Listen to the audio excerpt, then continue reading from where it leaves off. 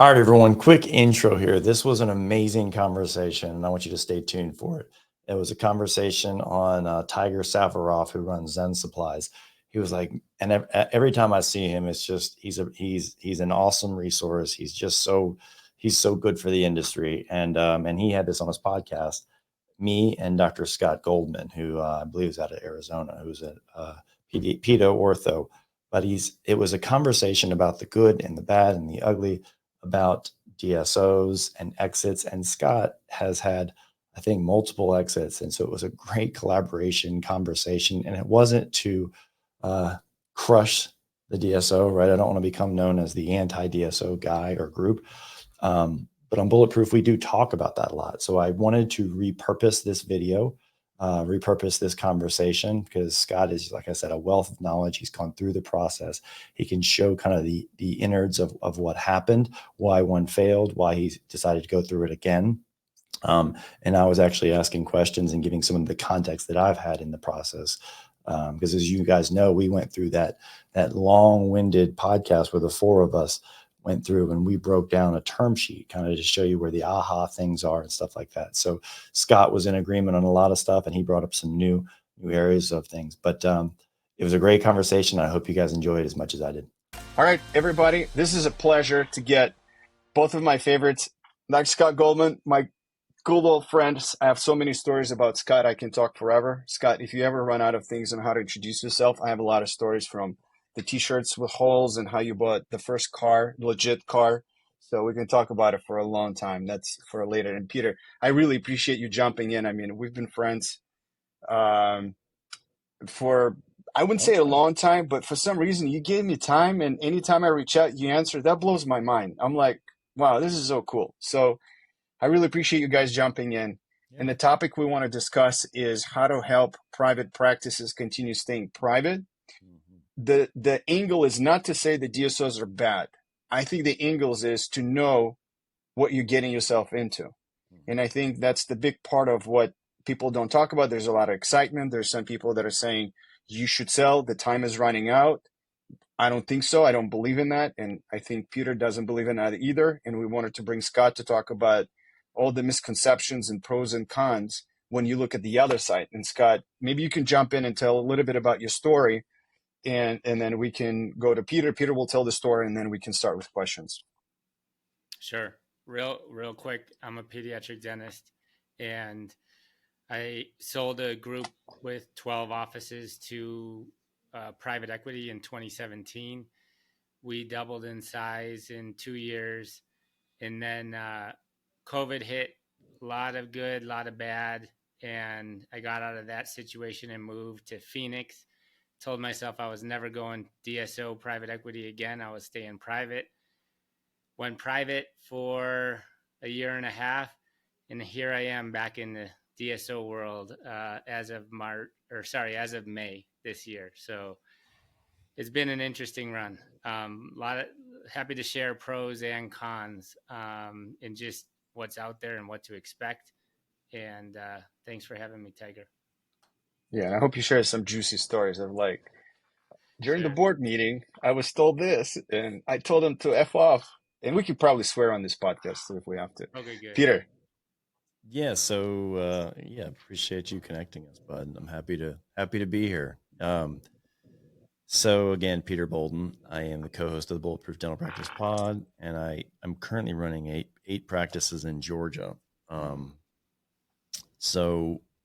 And doing a lot with the Bulletproof Mastermind and the conferences and things like that. I have tiptoed around the private equity. I did not go as far as Scott did. I've had some very tempting offers and considered it a couple times, and actually went through the diligence of it, only to discover that, this is complete bullshit. And it's going to be a big series of over promising and under deliver. So Tiger, you remember, actually, I think you were one of the people who called me when I broke down that term sheet. And my most recent favorite episode.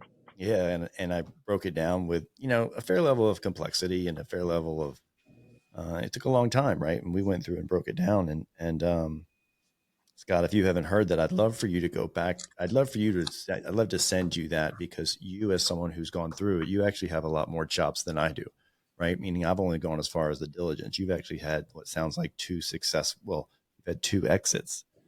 It sounds like, and so that's my story, Tiger. I don't want to jump in. You're gonna have to prevent me from trying to be the moderator just by nature, because I'm the moderator on mine. So you're gonna have to, Right. be Right. like, And we hey, only have like, dude, this is my podcast, not yours. no, I think the topic is all of ours topic. We're helping the profession to choose, for people to really understand that all of their choices and options. And I think the reason for us, we're so passionate about private practices is like, for me as an immigrant, this is the ultimate dream. This is the American dream, is to have your own business, have the freedom, and have the wealth creation, right? So these two things are so fundamental. And there's nothing else that comes even close than owning your own private practice. And so I feel like a lot of people are missing on that, and they're jumping into the DSOs for their own reasons. And maybe, Scott, maybe you can kick off, like, what was your, like, why did you sell 12 offices? You guys were doing great. You and Louis, your orthodontic partner, you guys were killing it. And then why sell? Yeah. I mean, great question, right? Because it's a lot of money, Tiger. Hello.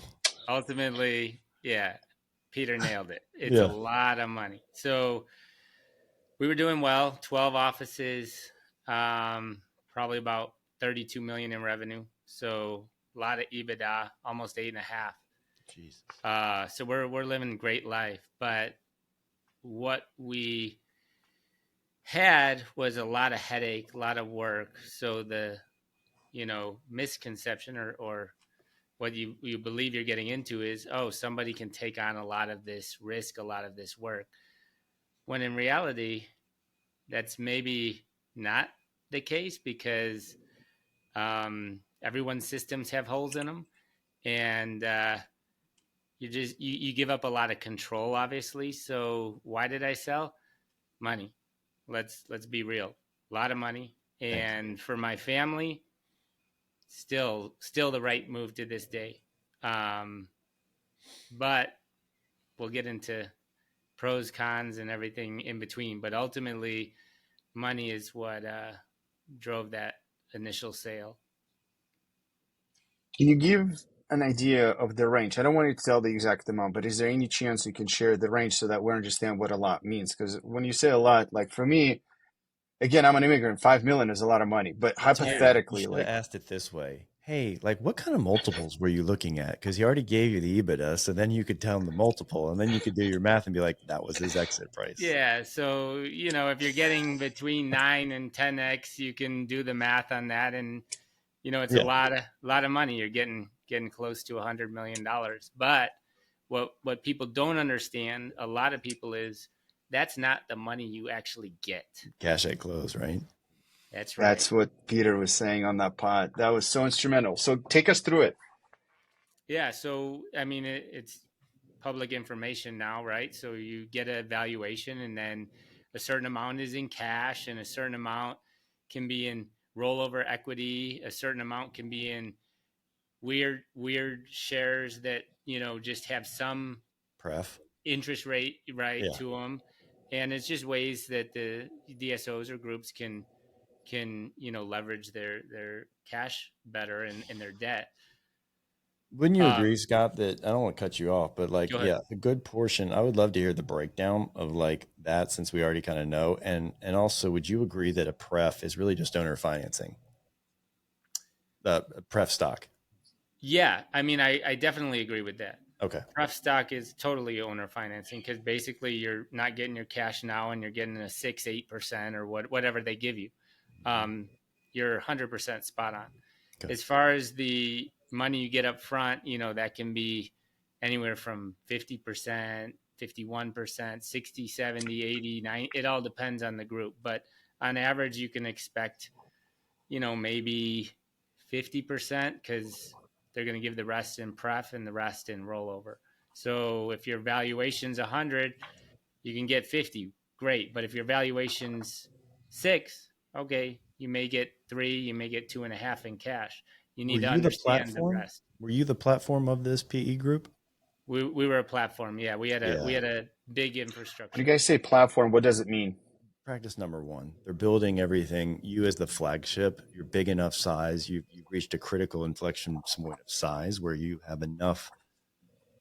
You're the biggest swinging whatever in the town. So you're like, all right, we can grow from here, and it's a very big start. Mm-hmm. The offer that I Mm-hmm. broke down was the same thing. It was a platform. I'm by no means our ecosystem is no means as big as Scott's EBITDA, but it's the launch pad.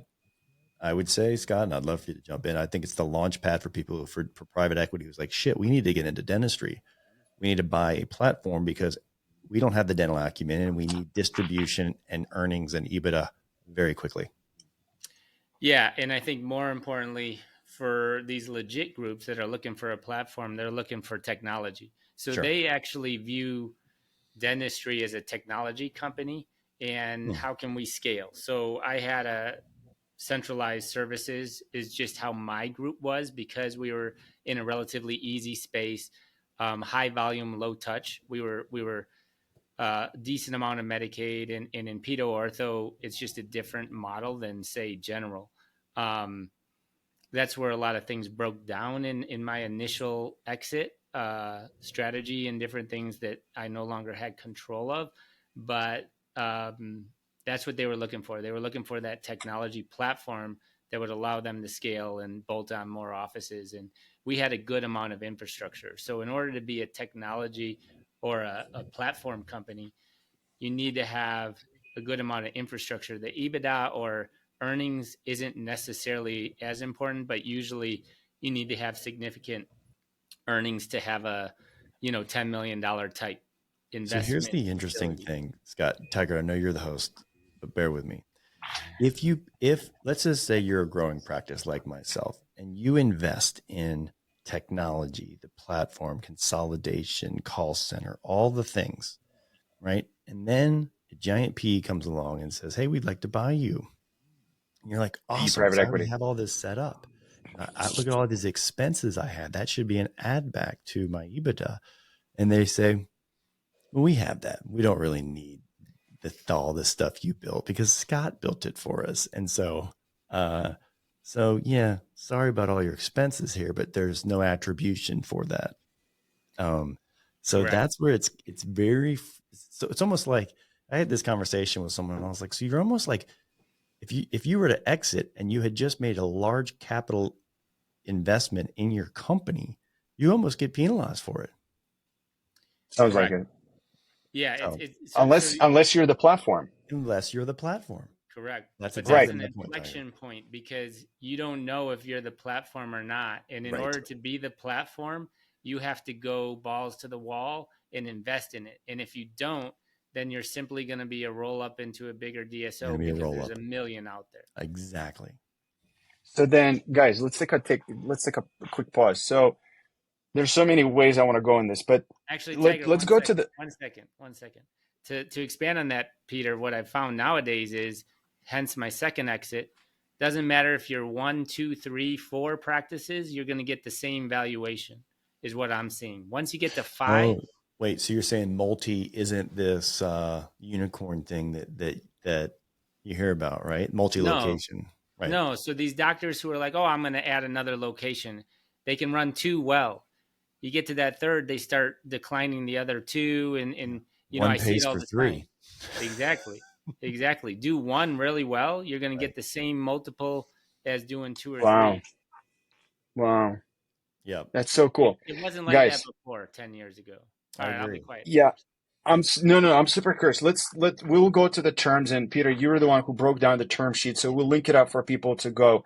I'm really curious. So if somebody is like super ambitious like you two and want to build something, go balls to the wall, but don't know, right? So like these endo specialties, oral surgery specialties, pedo specialties are forming up. Doesn't mean that somebody needs to go to all the DSO events and learn what's going on in the industry, learn what the private equity firms are out there, learn if they have the platform. And then if they are the platform, then do you demand higher multiple on your EBITDA if you are going to be the platform and leading this? Or like, how does someone look at this? You either could demand a higher multiple, which you probably would get, like Scott's multiple is pretty high, or you then will defer some of your compensation back into holding stock. So, right. So the enterprise value, let's just call it 80 million, right? And they're like, hey, I'll take 40%, 40 million. I'll take half cash at close, right? I would like to deploy 30 as a rollover equity into the now holdco. So now you're writing pari passu with the GPs of the fund, right? The general partners of the fund. And so your stock is pari passu with theirs. But here's the kicker, right? And Scott, I know you'll say, if that works and you've got good operational team and all of a sudden you turn into the next Heartland, well, guess what? You just became a billionaire kind of thing, especially if you're the platform. But if it's a shit show, that common stock could go to zero, right? And so that's what I think Scott started this pod saying is like, look, you can sometimes only depend on the cash you get at closing table because there's earnouts and there's common stock and there's things that are designed to possibly you not to ever see that money. Scott, I'd love to hear you. You're the expert. Scott, so take us through the term sheet. If like, what was the percentage, if you don't mind? Again, we don't need the exact numbers, but you got on hand. What was the earnout? Like, were you afraid of the earnout? Like, what were your fears before you signed the papers? Yeah, and I'm going to speak in generalities because these groups really make you sign your lives away, as you know. But right, if you have a $20 million valuation, you can expect at most probably 10 in cash at close at most. And then you're going to get some in that owner financing, as Peter called it, which I like, pref stock. Basically, it's where they don't pay you out on your money yet until there's a recapitalization event, which is out of your control. So you may not see that for 1 year, 2, 3, 4, 5, 10, 20. If you don't get to decide when they recapitalize, it could sit in there forever at 6%. But guess what? If the company goes belly up, then you don't see any of that because that's in the fine print you sign. Yeah, big fat goose egg. So, that's one section. Then there's also something called an earnout, which Peter was referencing to. So that usually is, okay, they're going to withhold some of your money at 4 or 6%, whatever, and you need to meet the thresholds you're meeting before in EBITDA and revenue, or sometimes they're going to say, well, you need to actually grow this. And there may be growth numbers that you've never achieved before, and that can be difficult. Then there's also things called indemnity holdbacks. So that's another holdback where basically they say, okay, we're going to hold back some more money just in case there's a lawsuit against someone in the office or a Medicaid fraud thing or a billing thing. So we're going to hold that back as well for a year or 2 years, and that's all negotiable. And then, well, what's the range of that thing? Is it millions? Let's just say again, back to our example, 10 million. Yeah, it can be 10% of your sale price. I was going to say it'd probably be 2 million of that 20 million enterprise. Yeah. Yeah. So now you're getting 8. Mm-hmm. No. You're still getting the 10%. So what he's doing is breaking down the rest. Cash at close. You get 10, right? And then the rest is going to be indemnity, earnouts, money, common stock, and pref. Got it. So the other 10. Yes. Yeah. Okay. And Sorry, then, Scott. And then that rollover stock could be true stock. That's, if you're a platform and getting in early, that's where you can make, like Peter said, those billions, right? Because your stock at the time's worth the most. So when you're joining a group like, I don't know, any big group out there, you name it, you're just diluting other people's stock, and your stock price depends on when you're getting in. So like for me, I'm never joining a group that's been around 20 years because I know that group has a lot of debt on it. I know that, right, there's going to be some sort of, stock value that could be artificially inflated. I want to get in as early as possible. Because the game is like, Tiger, and I know this enough, the game is you make your money on recapitalization events, right? They call them the recap. So what Scott's saying is that if there's a group that's been around 20 years, they've already hot potatoed that thing 7 times to 7 different groups. So like now you went from trading at an 8, they flipped it to a 9, next person they flipped it as a 13, right? And so at some point it's diminishing returns. And like Scott's saying, that common stock is so diluted that the person at the platform is going to kill it at every recap, but the person who is joining at practice number 100 is getting not squat, but definitely not better than traditional selling is what I'm saying. Mm-hmm. Mm-hmm. Yeah. And then the other thing you're doing, you're going to sign an agreement that you're going to work for this group minimum 3 to 5 years. If you think you're getting out in a year, then you're probably joining a multi-site dentist, right? You're not joining a DSO. I've never seen less than 5, by the way. In every term sheet I've ever gotten, you're saying 3 to 5. Maybe it's different for specialty, but yeah, isn't that crazy? So like, hey, I want to sell, like of that mindset. When you're ready to sell, usually you're ready to sell. Meaning you're thinking of yourself as sitting on the beach, drinking a Corona. I sold. And the irony is you just became an employee for 5 years, and now you have a boss, and now you get a W-2, right? And you better not mess up, because half of what you agreed to sell for is predicated on your behavior, if you will. Yep. Yeah. And we'll talk more of the, yes, Scott. That covers most of it. And I can get into pros. This has mostly been spun a little bit to cons, because obviously I've done this twice. So there are pros, but that's pretty much it. You get that initial cash, and then the others held in all different avenues that you don't necessarily have control over. And your money can be stuck. You can literally be stuck, have equity stuck, because you don't get to decide when the group recapitalizes. Yeah. So I think one of the things I heard from Peter. Let me add one more thing. Also, in recapitalization, you don't get to decide how much of that you get to take out. Nope. And then a recap, just to make sure for people like myself that may not know what that is. A recap is when that private equity firm goes out and basically raises more money, or is trying to sell what they have at a different rate. So like they got to double or 10x their money in the next 5 to 7 years. They're going to market with their portfolio now, right? They reached a critical mass. They got Scott's practice, my practice, whatever, and they went from $3 million of EBITDA or $8 million, and now they're at 20 million, which is a whole different level of sophistication, which now warrants going to market. They call it, right? So now they're gonna run a process, go back to market, and see if BlackRock is potentially interested at this level. Right. So it's typically the flipping to, I mean, you can recap by financing and get cheaper rates, because these are usually leveraged bought out, right? Meaning they're buying your the 10 million at cash at close isn't sitting in the checking account. Typically it's usually it's usually created by some form of leverage on their end. They're getting cheaper capital and then using that capital to buy you. Right. And then the remaining 50% doesn't have to be presented yet, because it's common stock, all the things we talked about. Right. So it's so anyway, I kind of rambled there, but typically a recap is flipping it to another PE. Yeah. And Peter, what's interesting now with interest rates so high, a lot of groups are doing what's called a continuation vehicle, where, that just means that the existing private equity group wants to stay in, but doesn't want to have so much risk of this expensive money out there. So they'll sell to another group, but keep a lot of their money in it and be like a minority partner. And then what happens is the doctors are getting less money at that recapitalization, because a lot of it is still reinvested. They're not actually getting that profit out. And this is going to be very common over the next, however because many rates years. are high, you're saying. Correct. With interest rates high.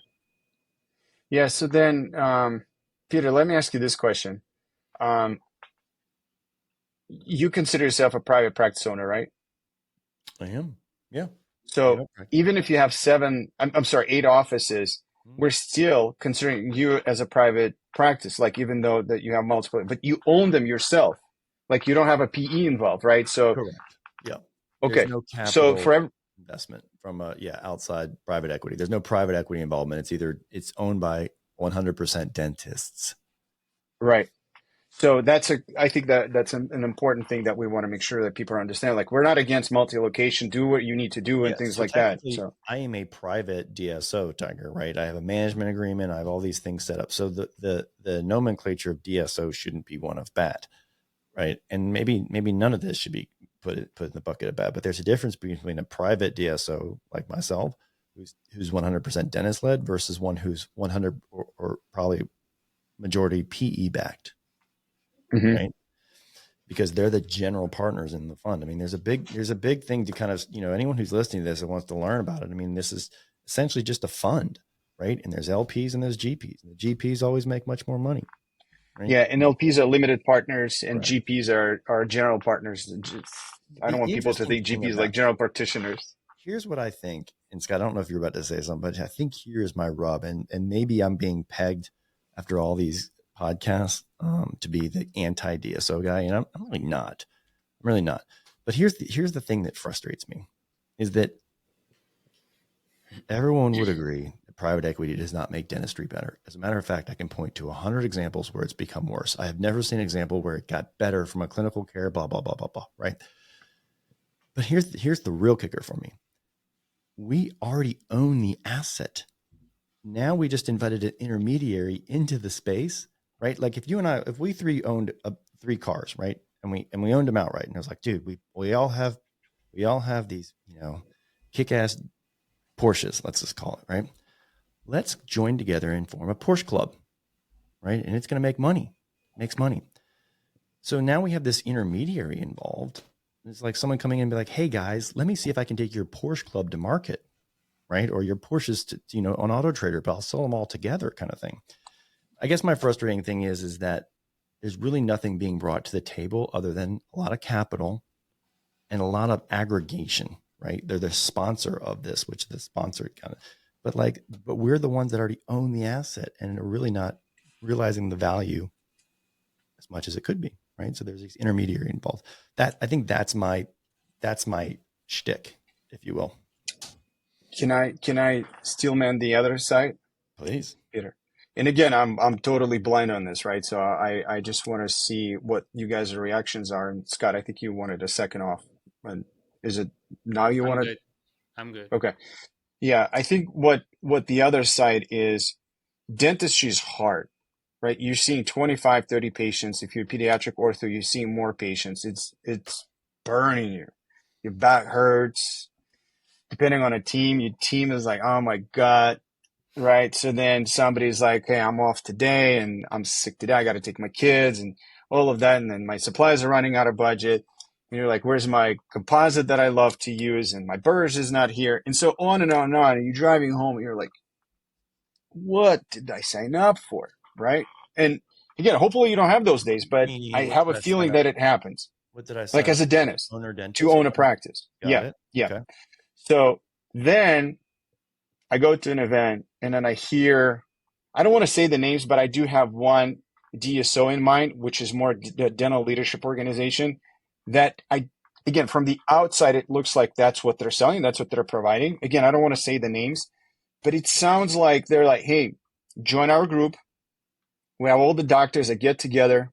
It's like, I don't know how to call it, but it's like a club that you can bitch and complain, and we will hear you out and we'll give you suggestions.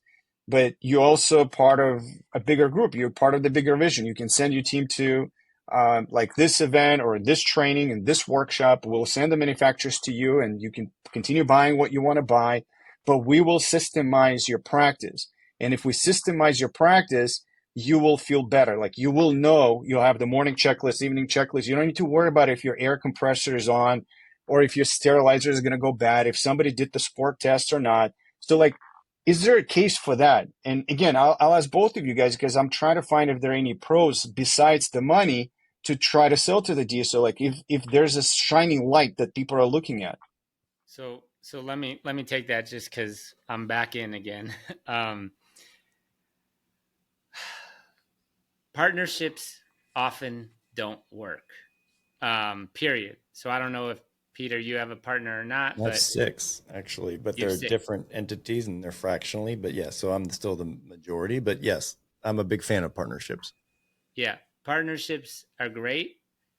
They generally don't work in dentistry, in just in life. I mean, look at the divorce rate. Look at all this. I was fortunate. I had an excellent partner. We worked great together.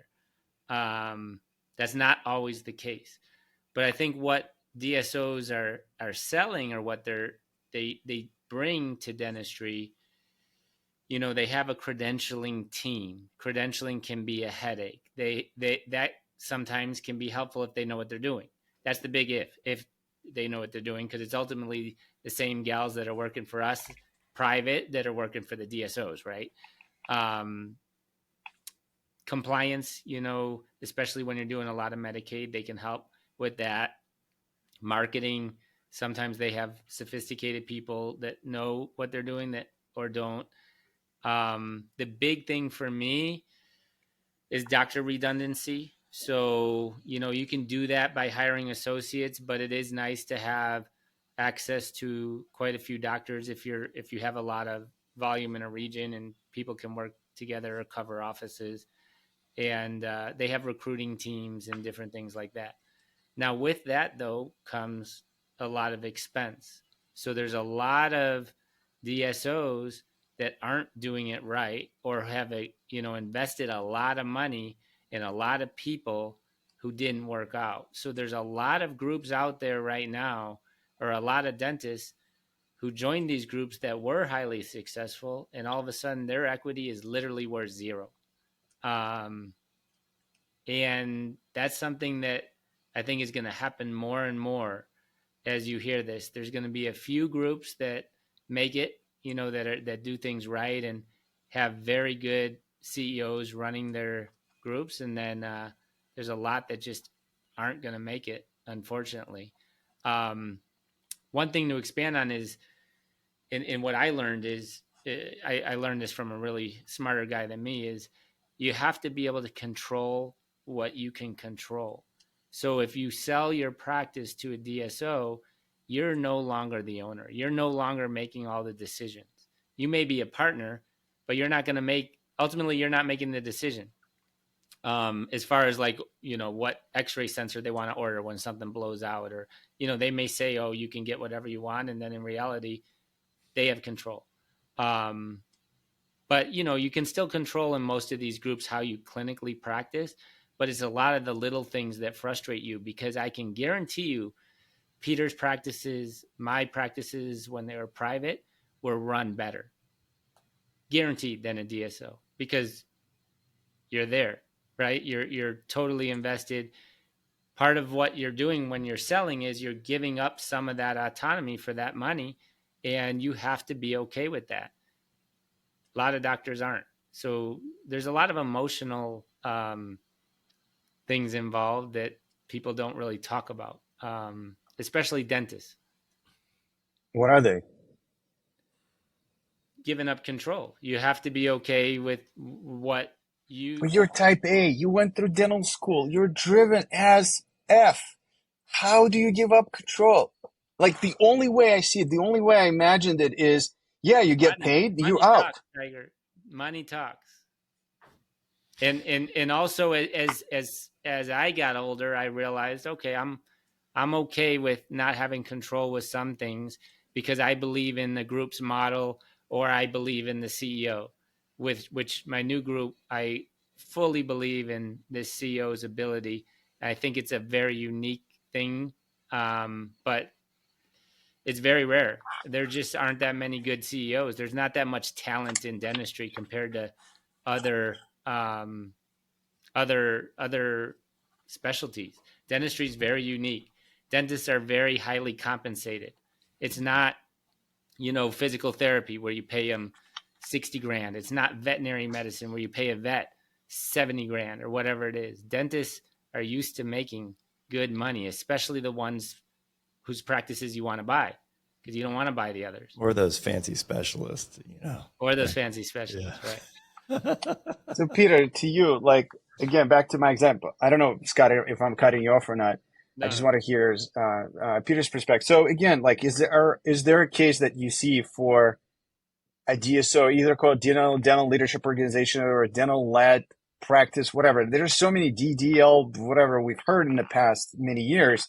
But is there a case for one? Because to me, it's like my favorite show is The Chef's Table on Netflix, right? So I watch it, and in the moments when I see two chefs sketching out the meal, how it's going to get served, or they got 4 people, how they're going to bake the bread. They're like, is it going to be served with olive oil? To me, that's what I think when I think about the DSO, dentists, looking together at X-ray, would you do this? How would you do all on 4 or all on X here? What would you grow the bone first? What do you do? To me, that would be what I think it is, right? So like getting together with your peers to discuss the cases, the treatments, like having like treatment buddies to run by. But maybe I'm living on a different planet. And you think, okay, so I will get to that, but I want to echo what Scott has said about the people are going to be exposed. There's going to be some things, right? When the tide is going out, you get to see who's swimming naked. And I think the zero interest rate policy that we had so much allowed this massive consolidation to happen, and people were overpaying and getting sloppy and just bolting on or duct taping all these practices together. And the tide is going out, as Scott mentioned, with the interest rates. It's going to get harder and harder. And that's why they're having to come up with creative terms called continuation vehicles, right, to cover their six on shit that happens.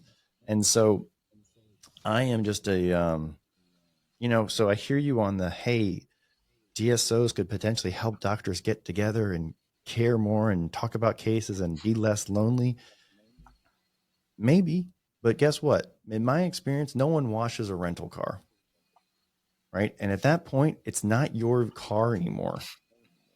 And so you just inherently care less because you're like, I sold it, right? It doesn't make it better. And you love your patients and you're always going to do well by them. But at the end of the day, you're like, I got paid to leave at 5 o'clock. And I can't tell you, and Scott would mention, like, how many days did our clinical care end and the other half of our day begin as operators? And yes, it sucked and you had to eat your own glass and start liking the taste of your own blood kind of thing, but it was worth it because it was your car and it was shiny and you were proud of it and all these things.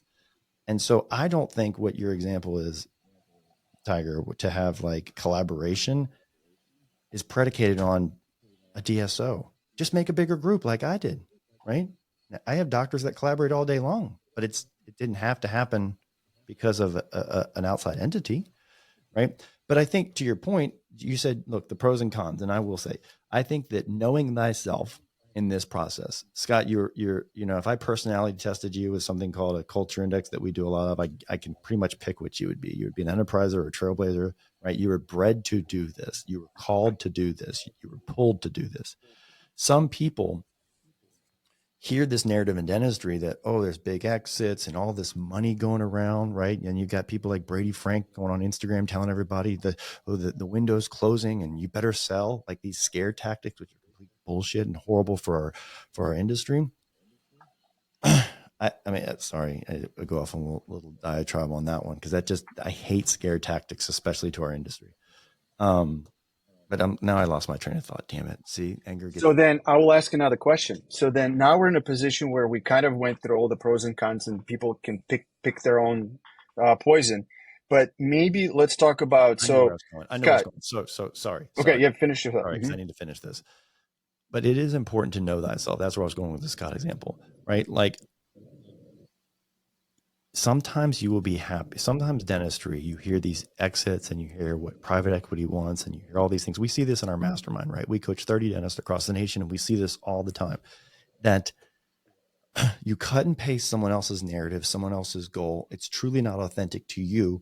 And you think like, well, in order to get out of dentistry, I've got to go from 1 to 3 because that's what private equity wants. And that's really my only way to get away from the chair because I really don't love dentistry. Let's just say they're speaking that way to themselves. Right. And that's just, knowing yourself is very important. You could have been better served by being the most amazing craftsman dentist, right? Someone who just loved their craft, but didn't want to deal with payroll, blah, blah, blah.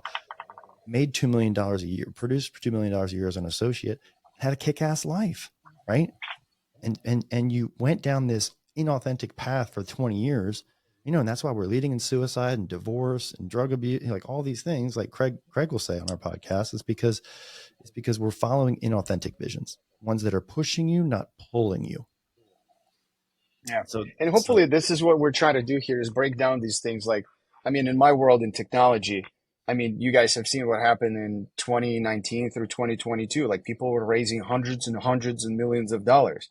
Even take our dental space. My competitors raised millions and millions and millions of dollars. I don't know what they're doing. I've never seen them even compete near me, right? So like, you're absolutely right. You need to know what you want. You need to stick with what you want and be okay with who you want to be.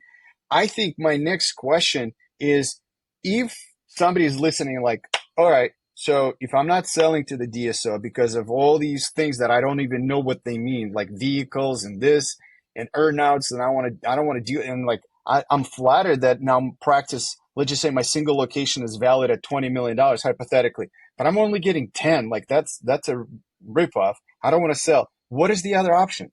What's the alternative? So I do think private practice valuations are going to stay pretty stable to other private practice doctors. So I believe, if you have one office and it's nice and you want to sell it and retire, that someone coming in, those valuations are going to hold.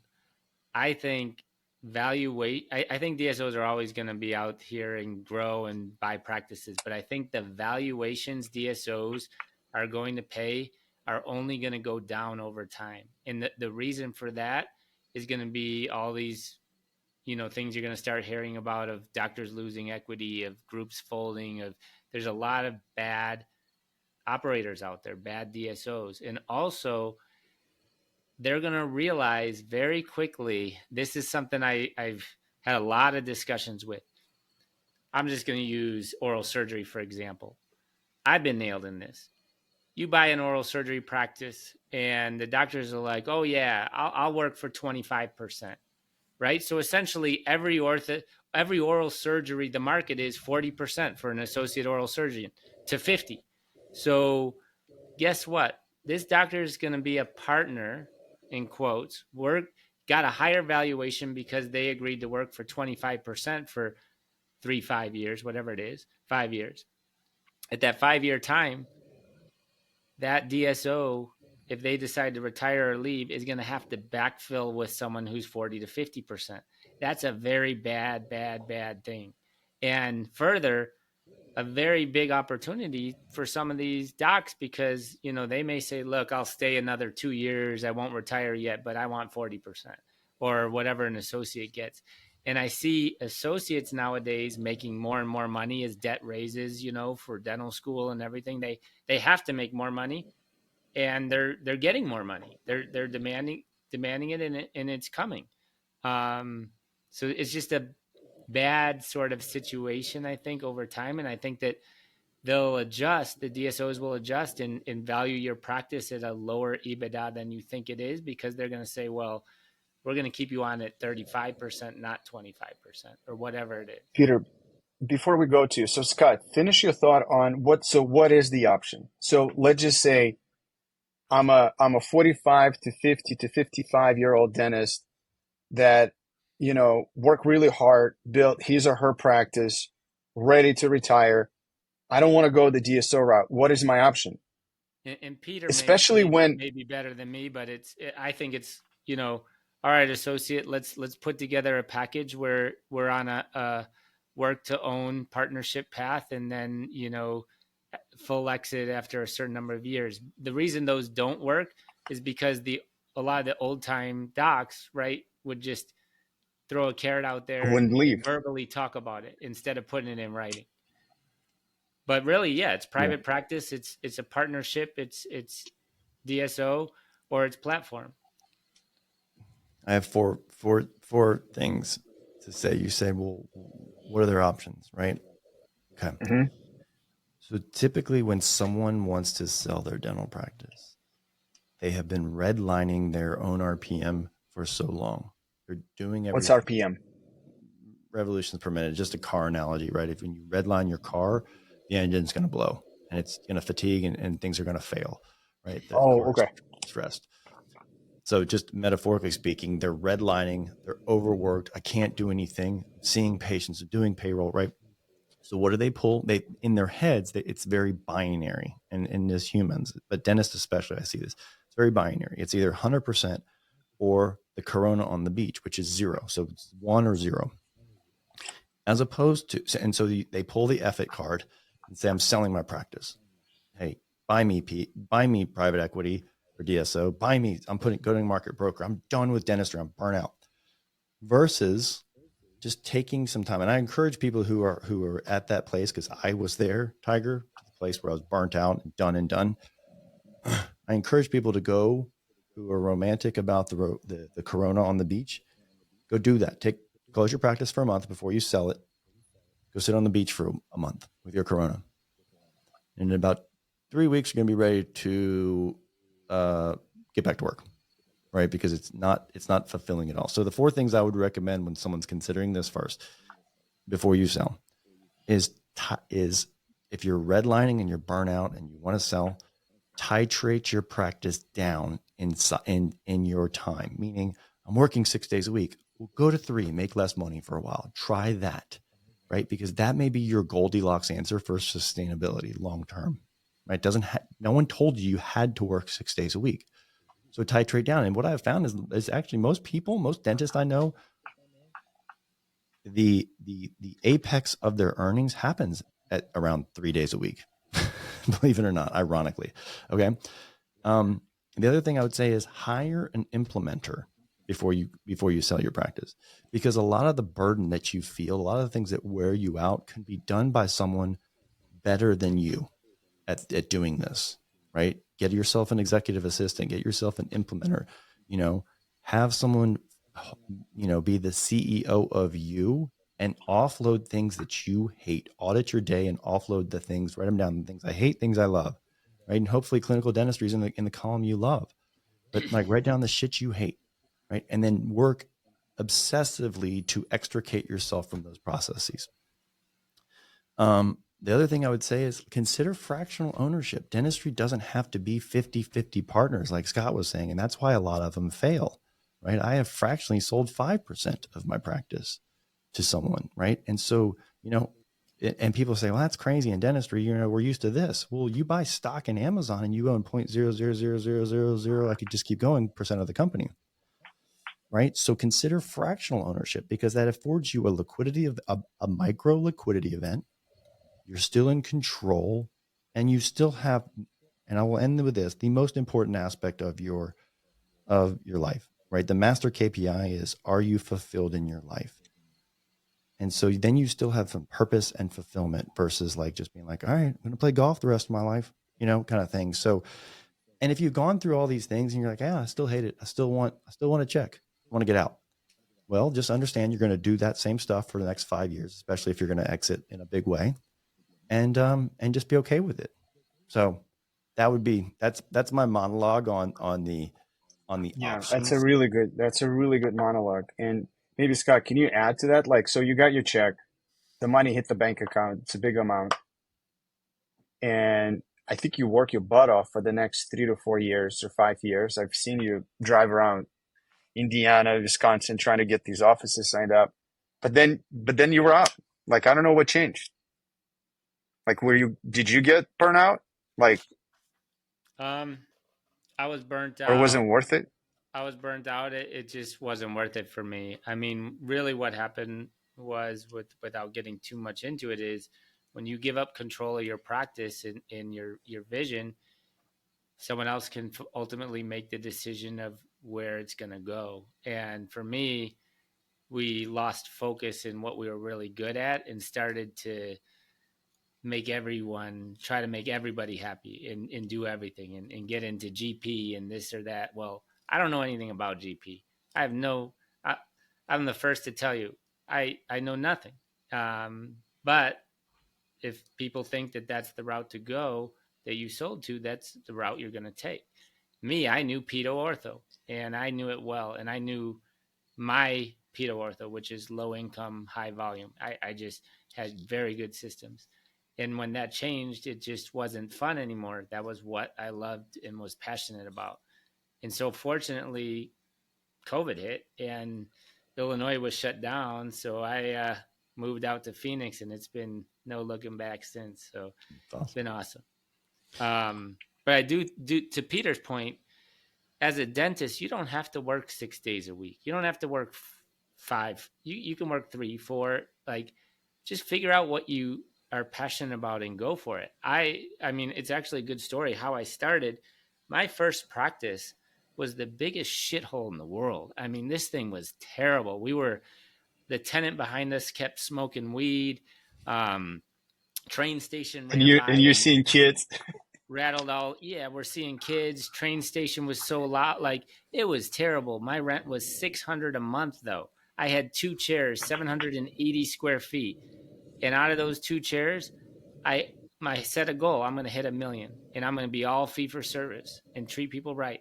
I was totally fee for service, hit 997. I didn't quite hit the $1 million, but my profit, I mean, I was at 75% take home. So, you know, you don't need to produce huge numbers. You just need to control your overhead and do what you enjoy. And it was very easy to run a two out practice because you had 3 employees. That's awesome. Then that office now is 20,000 square feet and a huge headache. But It's still a cash cow. It's a cash cow, but I love those two op days, and you can be highly successful. And that's the beauty of dentistry. You can be highly successful in all different models, Medicaid, fee for service, taking every insurance. If you do what you do well and treat people right, you're going to do awesome. But ownership's not for everyone, you know, and you need to tell yourself that you need to know what you're good at. And I have many associates who are fantastic, earn $400,000 a year, work 9 to 5, go home, have a great family life, take their vacation 4 weeks a year. And that's perfectly great as well. Yes. Yeah. The last thing I would say on this, Tiger, not Scott, I agree with everything you said, is that be cognizant of the fact that, let's go back to the example of the $10 million, right? Oh, I'm going to get $10 million for my practice. Yeah, you're going to get a check. And guess who's going to have their hand out first, right? Yes, some will be capital gains and blah, blah, blah. Okay, so now we're down. Let's just call it 7. Okay. You mean capital gain 30%? You're going to pay Uncle Sam for the capital gain tax. You're going to have a tax thing, right? Yep. Whether it's capital gains or ordinary income, whatever it's going to be. That don't get hung up on that. My point is, now you're at 7. Okay.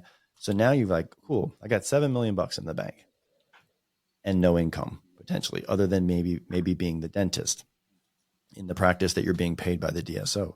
So now you have to go find yield, right? You gave up your cash flow for a big check. So now you have a big check, and now you got to go find yield in today's market, right? And you're going to put it in this, you're going to put it in Amazon, you're going to put it and give it to your broker. You know, what are you going to do? Or you're going to put it in T-bills, and you're going to earn, you know, let's call it 5% a year. Okay. Which is great. Risk-free money. I want risk-free money because I already took risk. Okay, great. So that $7 million is going to yield you what, $350,000 a year, right? But in a practice that size that we're talking about that sold for 10, what do you think the cash flow was, or the EBITDA to the owner was? Right? Meaning, do you think they took a pay cut in this scenario? Right? And I would say yes. Right. And they lost the owner benefits because now it's a W-2 versus, we all know, our car and buying a truck and going to CE and all these things are tax abated situations from our AGI or gross income. Right. So you're losing all those benefits of being the business owner. So cash flows, you don't have more of that cash flow. So it's just it's an exercise to go through. And when I personally went through this, even though I was romantic and giggly about the number that I was getting, when I ran through and broke down it systematically, what it's going to look like, it actually was a detriment. My income was going to go in half based on what it was now. Right. And yes, I was going to have the security of money in a bank account, but guess what? That money was already there. It's just in the form of my own stuff now, right? It's always been there. It's just now it's consolidated in zeros and ones in an account, but it's always been there.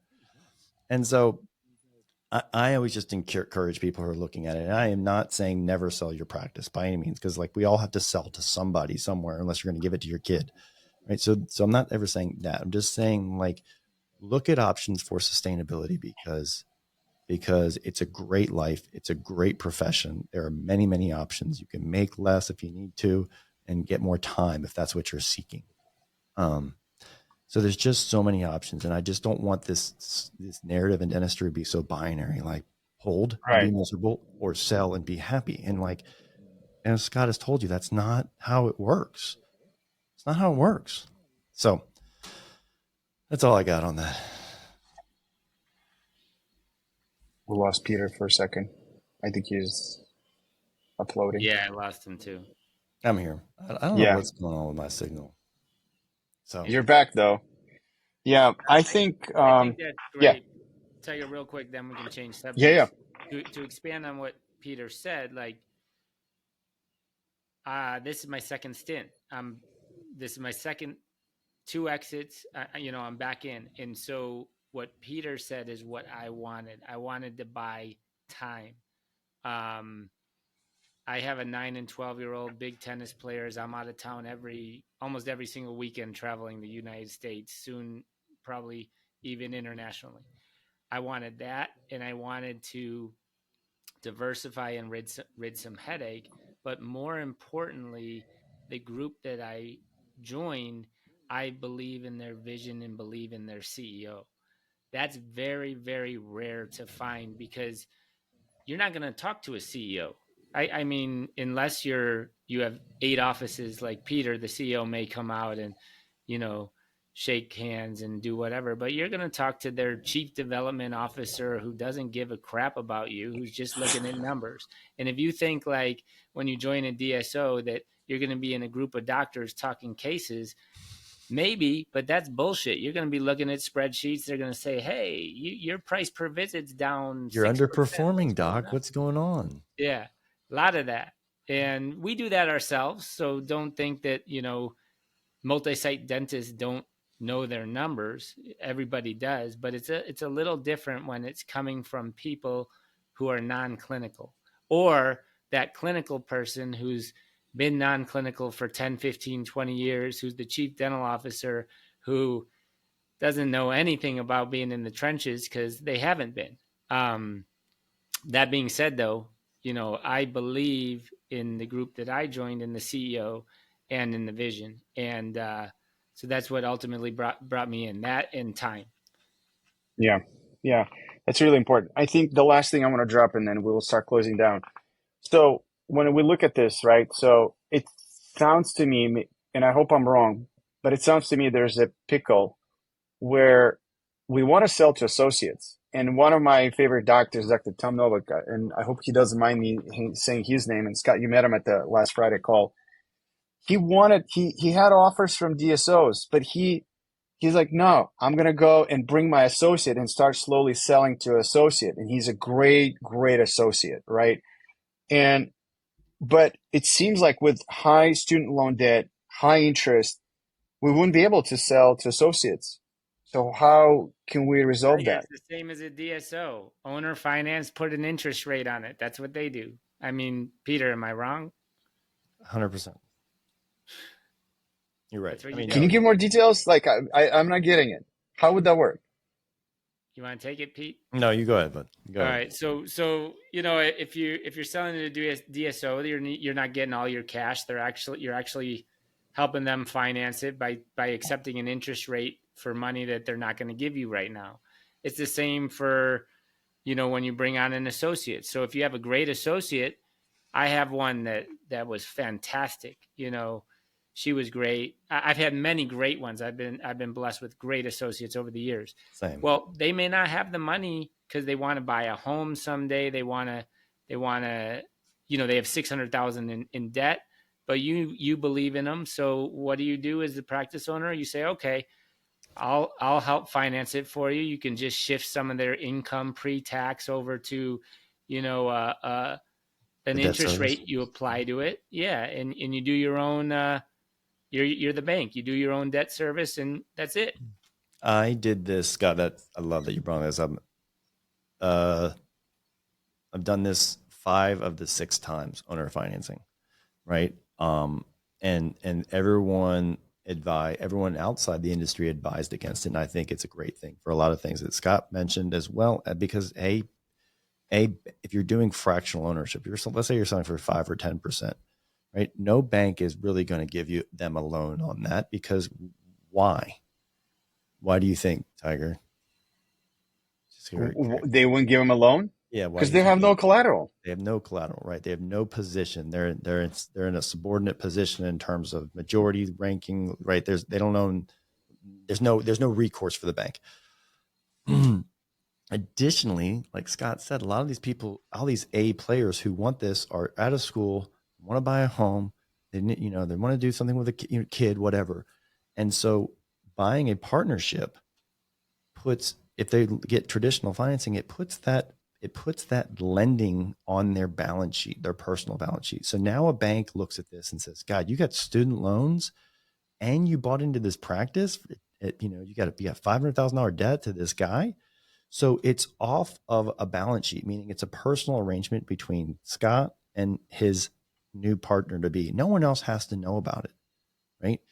You also play the bank a little bit, right? And it's because you're doing a solid to them. You're saying, hey, I'll just take whatever you were going to pay at the bank, I'll take that as the interest rate. And so that's not like, you're not doing it for free because there's a cost of capital associated with you giving someone that. And so you make a little vig on the interest, right? As you should. And here's the thing: what is the recourse if that person fails on me, right? We already talked about the bank scenario, but Scott's probably thinking this too. If your associate that you love all of a sudden this turns out to be a shithead that is buying in, right? It's like, I'll take partnership, and then a year later they get into drugs or whatever. Guess what the recourse is, Tiger? You buy that share back. No, you don't buy it back because they never bought it to begin with. It was owner financed, remember? So the equity that's at stake is now yours again. So you're in the same situation exactly where you were before you met that person, right? And yes, there's some headache and some heartburn with that, but the recourse is you get the equity back and they go away. So your risk is mitigated, right? It's an asymmetric risk, as I always say. I look for asymmetry in things like this, and that is a good risk, meaning your upside is you can have a potential amazing partner in perpetuity, and your downside is you made a mistake and you get your equity back. No big deal. It's not bad. Not bad. But is that the case? How would that be perceived? And again, we're running out of time, but I do want to ask, like, how is that perceived from the associate standpoint? Yeah, so a lot of the associates think they need to be a partner with control, and so you have to trust the person that you're joining. The other thing, Peter probably has very successful cash flowing practices. A lot of owners can't afford to do this because unfortunately they may do 1.5 in collection or production or whatever the production usually they're saying, but they actually aren't making that much money. Right. So their accountants don't advise them to do it because they really can't do it. But if you're a successful practice owner with a nice cash flow, there's no reason you can't do this. Get that doctor in there that has, ownership that's running that office for you, then go and do your next office. Yeah, there's a whole pod on this, Tiger, right? The associate needs to be doing about $1 million a year. Scott's right. The practice needs to have a healthy enough EBITDA. Their distribution has to be healthy enough where it really helps abate their debt service to you every month. All these things you have to look at, right? It's not just the, hey, buy in and I'll refinance it for whatever. There's a lot to unpack here, but it's just imperative for us to put this on the map, I think. And I'm so glad you brought that up. Yeah, I'll link up. If you can send me that link to that specific podcast, I'd love to link it up. No, Any closing thoughts? I don't have one on that. I have one on the one that you broke down, that I broke down the term sheet, but I don't have one. Okay, cool. Okay, maybe we can talk about it on a separate pod. But as we're closing down, so I always use this one example. I have an office, and I believe that our platform is helping level the playing field for private practice, and we focus on private practices. It's not that we don't work with DSOs, but our primary focus is the private practices and helping them to level the playing field, because we all know the cost of supplies is a big part of the expenses. And I remember this example, and it blew my mind, and I always tell this to the doctors I work with. There's this office in Cedar Park, and they're on budget, but I look through their expenses, and I see that they're buying expensive composite. I don't want to say the brand names. And I went back and I said, look, would you want to try something that you're buying something for 100, but I have a composite that flowable that costs $20?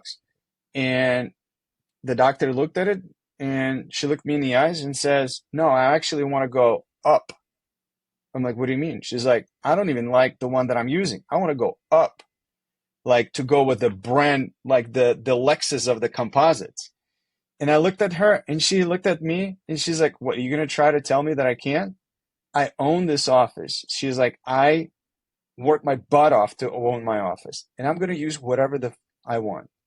She didn't say specifically that way, but it sounded that way. And I went back and I was like, that was so powerful. Like, I'll work with the team to get the right quantities, to get them on the budget, but it is so powerful that she can switch from one bird to the other, go expensive, cheaper, whatever she wants. And it's the freedom. And I'm like, this is great. This is amazing. I don't think it's going to happen at any DSOs, but if it does, God bless them.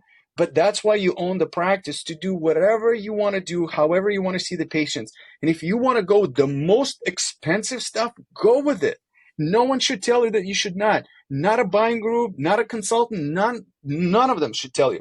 They should work around your needs and how you want to do things. But again, that's my closing spiel. I'm curious what you guys want to say. Autonomy was probably the biggest driver why 90% of dentists got into this industry, right? That kind of autonomy, right? And I actually call this in our podcast. I have a big session in our summits I call the freedom of direction, right? Which allows, I think dentistry is the most beautiful profession on the planet because you can do just like what you said.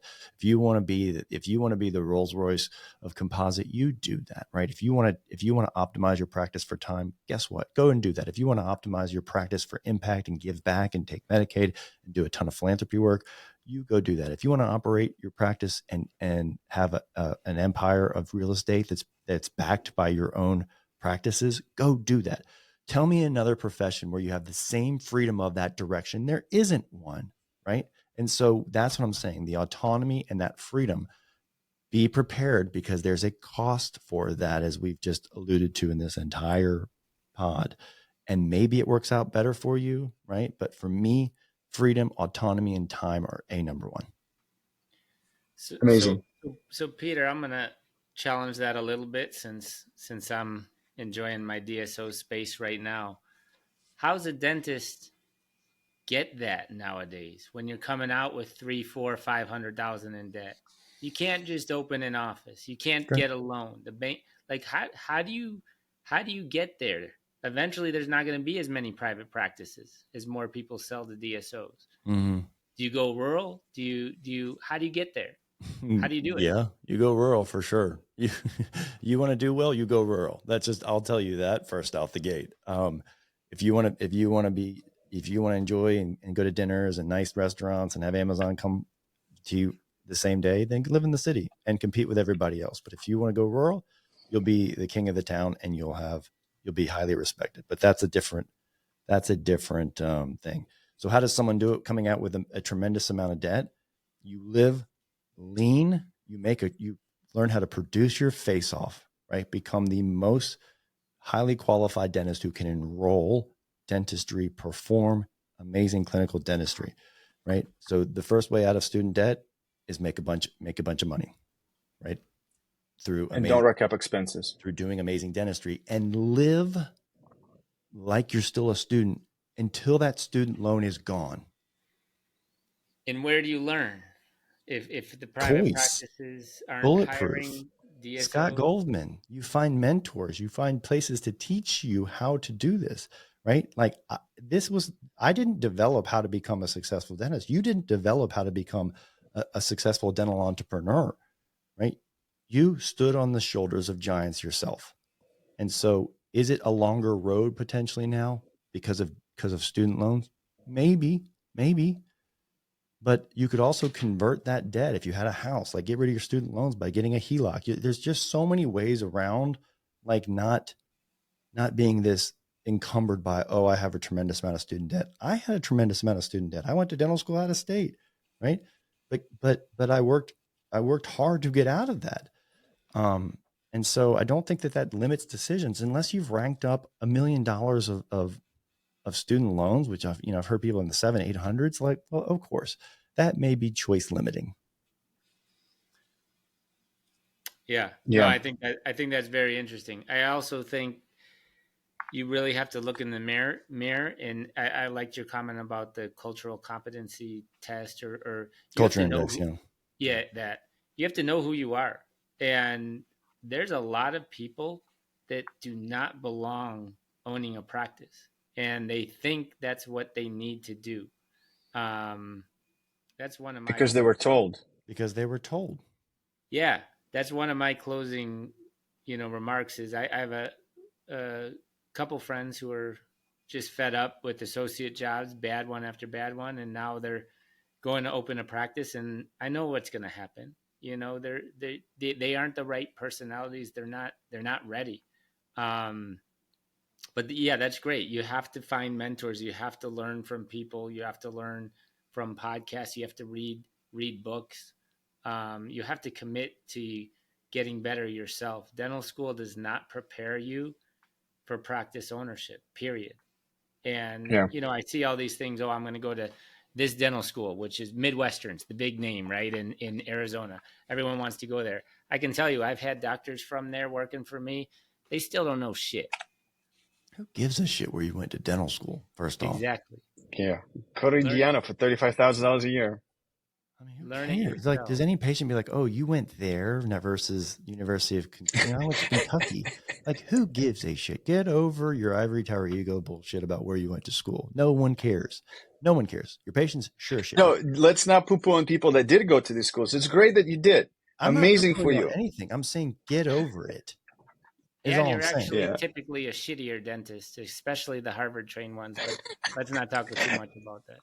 All right, guys. On this happy note, I think we can go in so many directions. I'd love to have you back, but I want to be respectful to the time that we booked for you. And I know you both are super busy running your businesses. And I'm grateful for the advice. And I hope it unpacks something for someone. Maybe there's one person, one doctor is listening out there and she or he is like, nah, I'm going to choose what I want to choose and whatever that is, but know what you're choosing. So I hope we gave you enough information. Awesome. So That's awesome. I'm grateful to you guys. So just a quick heads up, don't shut down your browser because this thing is going to upload into the pod. So leave it, but I'm going to stop the pod. And so thanks everybody. I'll see you on the next one. All right. Thanks.